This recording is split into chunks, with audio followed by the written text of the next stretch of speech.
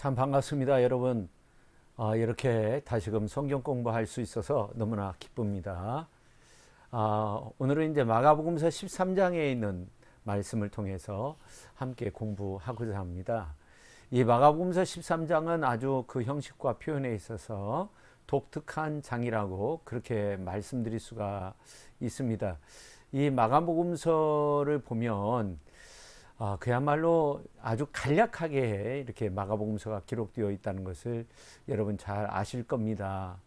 근데 13장에 와서는 그렇지 않습니다. 간략하지 않습니다. 여기 보면 여러 묵시의 문서에 나오는 용어, 구절들 이러한 것들을 인용하고 있고 그뿐만 아니라 구약성경 많은 부분들을 인용하고 있습니다. 자, 그래서 예를 들어서 8절 말씀을 보면 이사야서 8장에 나와 있어요. 13장, 14장, 19장에 나와 있는 이러한 말씀들을 인용하고 있고요. 그 다음에 또 12절 말씀은 미가서 7장 6절 말씀, 또 14절 말씀 이렇게 보면 다니엘서 7장, 11장, 12장 말씀들을 인용하고 있다는 것을 알 수 있어요. 우리가 이제 시간이 없어서 다 찾아볼 수는 없는데, 그뿐만 아니라 이 마가복음서 13장은 27개의 어떤 미래형 그런 동사들이 나오고 있다는 겁니다. 그리고 명령형이 나와 있어요. 19개나 나와 있어요. 그리고 이 마가복음서 다른 곳에 보면 어떤 경고성 이런 내용들이 거의 없는데, 특별히 이제 13장에 보면 아주 집중되어서 나온다는 것을 알 수 있습니다. 그래서 이 마가는 아주 독자들에게 자기의 모습을, 자기의 어떤 그 의견을 말하지 않는데, 14절 말씀 한번 보세요. 14절에 보면 가로쳐 있는 부분이 있죠. 읽는 자는 깨달을진저 이란 말씀이 나오는데, 이거는 이제 마가복음서 그 마가 기자의 개인적인 어떤 호소가 나오는 겁니다. 참 독특하죠. 그뿐만 아니라 어떤 그 명령형들이 많이 나타나고, 그러면서 아직 끝이 아니다라는 그러한 반복된 단어가 나오는데, 7절 그 다음에 8절 이러한 말씀들을 보면 끝이 아니다, 이제 시작이다, 이런 내용들이 나오고, 주의해야 된다는 그러한 경고의 말씀들도 많이 나옵니다. 그래서 이 13장에 있는 말씀은 예수의 어떤 그 강화 설교가 단순히 어떤 묵시적 사건들 뿐만 아니라 더 나아가서 명령, 경고 이러한 것들을 말하고 있다는 것을 우리가 알 수 있습니다. 그래서 이 마가복음서 13장을 소묵시록, 또 종말론적인 강화 이렇게 말하기도 하고, 경고하는 어떤 그 설교문이 많이 있다고 카스튼이라는 사람은 또 주장을 한 적이 있습니다. 자, 그래서 이게 경고적인 설교문, 그게 이제 마가복음서 13장인데, 여러분 이제 마가복음서 13장을 한번 펴보시면 좋겠습니다.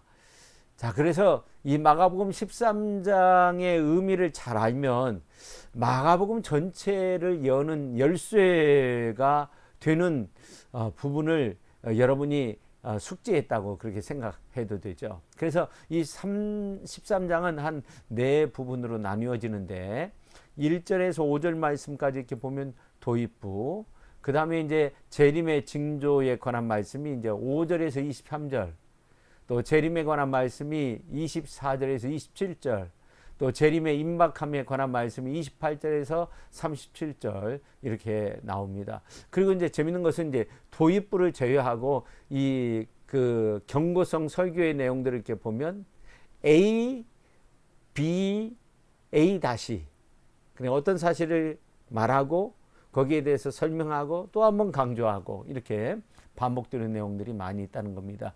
이 도입부는 1절에서 5절 전반절까지 이렇게 되었다고 볼 수 있는데, 자, 여기에 보면 이제 1절 3절까지 보면 교차시키는 대꾸법을 사용하고 있어요. 그래서 1절에 보면 성전이 나오죠. 그 다음에 1절 중반절에 보면 돌이 나오죠. 그 다음에 후반부에 보면 건물이 나오죠. 그 다음에 이제 다시 2절로 가면 건물들이 나오죠. 큰 건물들. 그 다음에 또 돌이 나오죠. 그 다음에 3절 전반절에 보면 성전이 나오죠. 자, 이렇게 교차법을 사용하고 있다 하는 겁니다.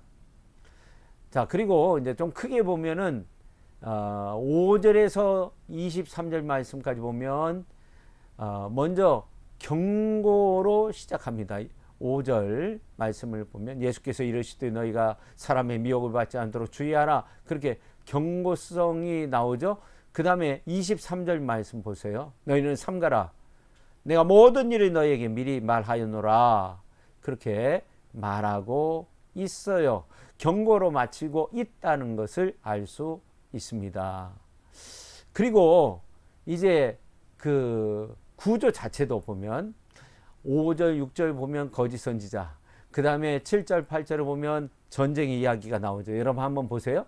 그 다음에 이제 9절에서 13절 배교, 그 다음에 이제 14절에서 20절 전쟁, 그 다음에 이제 거짓 선지자 21절에 23절, 그 다음에 이제 설교의 2부로 가서 24절, 27절 뭐 이러한 내용들이 이렇게 역시 그 교차식으로 대꾸되어 있다 하는 것을 알 수 있어요. 그래서 이제 다시 이제 24절, 25절 재림시에 천체 이상이 일어난다는 거고, 그 다음에 이제 또 재림 26절, 재림의 결과 27절, 그리고 설교 이제 3부는 28절에서 37절까지 이렇게 나오는데 무화과 나무 비유가 나오죠. 28절에 29절.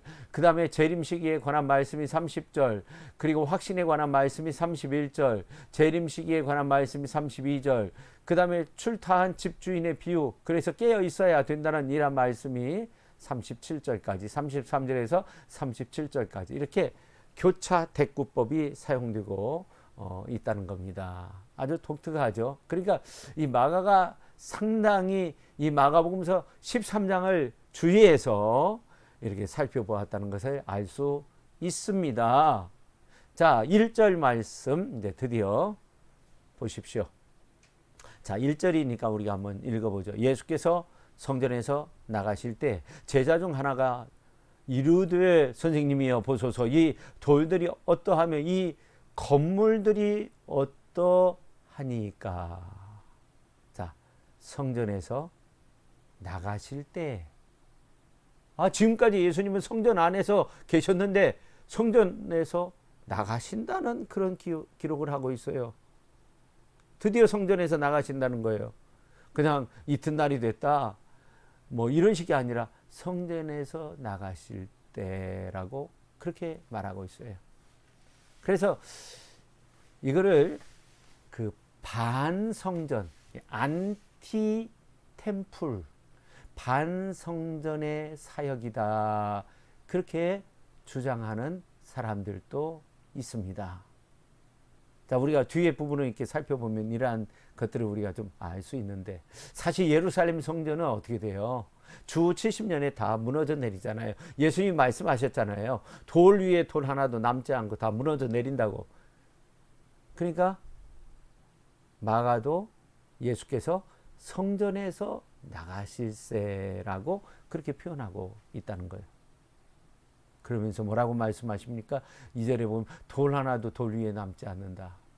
성전의 멸망을, 성전이 무너져 내리게 된다는 것을 말하고 있습니다. 자, 그러면서 이제 3절로 가서 감람산이 나와요. 성전이 무너져 내린다고 그렇게 말씀하시고, 예수님은 성전에서 말씀하신 것이 아니라 감람산에서 어떻게 해요? 성전을 마주 대하여 앉으셨다는 거예요. 그러니까 예수님은요, 예루살렘 성전이 아니라 헤롯이 만든 그 성전이 아니라 감람산 벳박에 설익은 무화과 나무 열매 집에서, 베다니에서, 그리고 감람산에서 거기를 기지로 삼고 성전에 들어갔다가 물러가시고 들어갔다가 물러가시고 그런 일들을 하셨다는 것을 알 수 있어요. 그래서 이제 11장 말씀 한번 보시죠. 11장 11절 마가복음 11장 11절. 그러니까 이 마가복음은 굉장히 신학적인 그러한 내용들이 많이 나와 있어요. 자, 11장 11절. 예수께서 예루살렘에 이르러 성전에 들어가서 모든 것을 둘러보시고 때가 이미 저물매 12 제자를 데리시고 베다니에 나가시니라. 물러가셨다는 거예요. 또 15절에 보면 들어가셨다가 11장이죠. 그 다음에 또 물러가시고 또 자 11장 27절 11장 27절 자, 그들이 다시 예루살렘에 들어가셨어요. 예수께서 성전에서 거니실 때 성전에서 거니셨다가 13장으로 가요. 13장 오늘 이제 말씀이죠. 자 13장 1절 성전에서 나가실 때 그렇게 말하고 있어요. 그래서 이 감람산은 구약 성전산을 대항하는 반성전산이었다. 근데 이 감람산에서 많은 일들이 이루어지잖아요. 실제로 많은 일들이 이루어졌어요. 그리고 이제 그러한 쪽의 예언의 말씀도 성경에 나옵니다. 자, 그래서 오늘 이제 성전을 마주 대하여 앉으셨다고 그렇게 말씀하고 있는 겁니다. 그래서 방 성전 모티브라고 그렇게 표현할 수 있겠어요. 그래서 예수님께서 이제 성전 멸망 예언만 하지 않으시고 이제 자신이 성전보다 크심을 말씀하시고 새롭게 성전을 지으리라. 구약의 유대인들이 세운 그러한 성전이 정말 그곳에서만 구원이 이루어지는 것이 아니라 예수 그리스도를 통해서 그야말로 진정한 부활의 역사 가운데 구원이 이루어지고 성전의 휘장이 찢겨지잖아요. 언제 찢겨져요? 예수님의 죽음과 부활을 통해서 성전이 세워질 때 중요한 부분, 이 휘장, 지성소로 나가는 휘장이 찢겨졌다는 것은 이제 더 이상 구약에 있는 성전은 예수 그리스도를 통해서 새로운 길로 열려지는 하나의 과정으로서밖에 이해할 수 없다. 그렇게 말씀드릴 수가 있습니다. 자, 그 다음에 이제 재림의 징조들에 관한 말씀이 이제 5절부터 기록이 되어져 있다는 것을 알 수 있어요. 자, 4절 말씀. 우리에게 이르소서 어느 때에 이런 일이 있겠사오며 이 모든 일이 이루어지려 할 때에 무슨 징조가 있사오리까? 예수님께서 성전이 무너져 내린다는 말씀을 하였을 때 제자들이 물은 거예요. 예수님께서 감람산 성전을 마주 대하여 앉으셨을 때 물으신 거예요. 누가 물었어요? 베드로, 야고보, 요한, 안드레가 조용히 물었어요. 자, 조용히라는 말을 또 우리가 생각할 수도 있죠. 여러 가지 의미가 있겠죠. 자, 그런데 자, 5절 말씀 예수님께서 너희가 사람의 미혹을 받지 않도록 주의하라. 그렇게 말씀하고 있어요. 자, 재림의 징조를 묻는 제자들에게 예수님은 오히려 경고의 말씀을 하고 있다는 겁니다. 그래서 이 마가복음서에 이렇게 경고의 말씀 이러한 내용들이 이렇게 많이 나오지 않아요. 근데 경고의 말씀을 오늘 이제 13장에서 5절에서 말씀하였다고 말하고 있어요. 그러면서 이제 6절 말씀 내가 그러하여 많은 사람을 미혹해 한다는 거예요. 누가? 적그리스도죠. 거짓 메시아들이 출현하게 된다는 거죠. 그 다음에 이제 7절에 보면 난리 이거는 국내전을 가리킨다고 말할 수 있어요. 그 다음에 이제 8절에 보면 민족 민족을 나라를 대적한다는 거예요. 이거는 국제 전쟁이 많아지겠다는 겁니다. 그 다음에 지진이 있고 기근이 있게 된다고 그렇게 말씀하고 있습니다. 구약 시대에도 많은 지진이 있었고 기근이 있었습니다. 네로 시대에도 큰 지진이 있었다고 합니다. 주전 62년에 폼페이에서 큰 지진이 있었습니다. 그 다음에 61년도에 역시 라오디게아에서 큰 지진이 있었습니다. 주후입니다. 주후 61년 라오디게아, 62년 폼페이에서 있었습니다. 수십만 명이 죽었다고 합니다. 자, 그 다음에 이제 9절 말씀. 너희는 스스로 조심하라. 경고어가 나옵니다. 사람들이 어떻게 한다고요? 너희를 공유에 넘겨준다고 그렇게 또 말하고 있습니다. 이건 예루살렘 공회가 말한 것이 아닙니다. 산지에 있었던 공회를 말합니다. 그리고 넘겨준다는 것은 그리스도의 순환을 가리킬 때 사용하던 그러한 단어가 나와 있습니다. 회당에서 매질하게 된다고 합니다. 바울도 이런 매를 5번이나 맞았다고 합니다. 임금들이 또 나옵니다. 이렇게 많은 핍박과 환란이 있을 것을 말씀하고 있습니다. 자, 10절 말씀. 자, 같이 읽겠습니다. 또 복음이 먼저 만국에 전파되어야 할 것이니라. 그렇게 말씀하고 있습니다. 그러니까 이 말씀은 이 크리스찬들은 고난의 시간을 복음 증거의 기회로 삼아야 됩니다. 여러분, 이 시대는 어려움의 시대입니다. 많은 사람들이 그리스도를 배반하고 많은 사람들이 곁길로 가고 이러한 어려움의 시대입니다. 이러한 시대 속에서 우리는 이 고난의 시간을 어떻게 해야 됩니까? 복음 증거의 기회로 삼을 수 있어야 하는 겁니다. 그것을 강조하고 있는 것이죠.